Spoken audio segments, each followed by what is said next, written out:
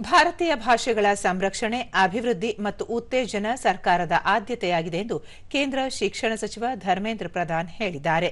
ದೆಹಲಿಯಲ್ಲಿಂದು ಕನ್ನಡ, ತೆಲುಗು, ಮಲಯಾಳಂ ಮತ್ತು ಒರಿಯಾ ಭಾಷೆಗಳ 41 ಕೃತಿಗಳ ಬಿಡುಗಡೆ ಮತ್ತು ತಮಿಳು ಶಾಸ್ತ್ರೀಯ ಭಾಷೆಯ ಕೇಂದ್ರೀಯ ಸಂಸ್ಥೆ ಅಭಿವೃದ್ಧಿಪಡಿಸಿರುವ 45 ಸಂಚಿಕೆಗಳ ಸಂಜ್ಞಾ ಭಾಷೆಯ 13 ಕೃತಿಗಳ ಬಿಡುಗಡೆ ಕಾರ್ಯಕ್ರಮದಲ್ಲಿ ಅವರು ಮಾತನಾಡಿದರು.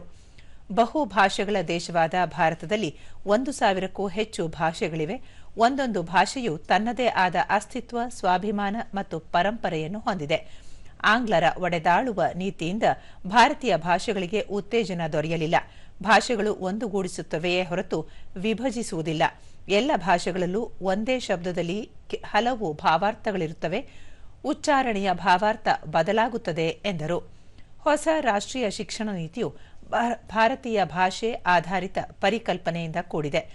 ಸಾಹಿತ್ಯವು ಒಂದು ಶಬ್ದಕ್ಕೆ ಸೀಮಿತ ವಿಷಯವಲ್ಲ, ಜೀವಂತ ವ್ಯಕ್ತಿಗೆ ಮನೋಭಾವನೆ ವ್ಯಕ್ತಪಡಿಸುವ ಮಾಧ್ಯಮವಾಗಿದೆ.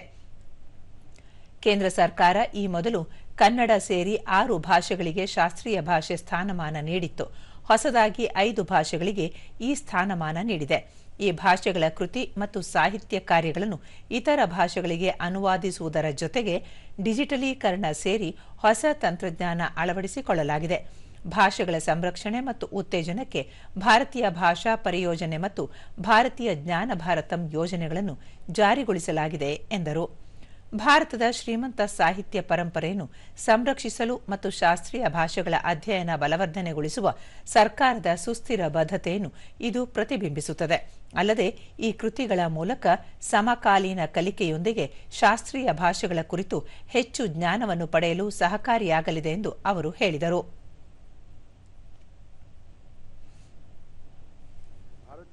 प्राचीन भाषाओं में है, कभी कभी आलोचना हो जाता है.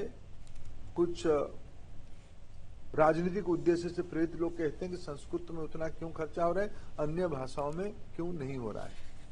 सभी भाषाओं में प्राथमिकता से भारत सरकार, राज्य सरकार में अनेक राज्य सरकारों को इस बहाने पे बधाई देता हूं.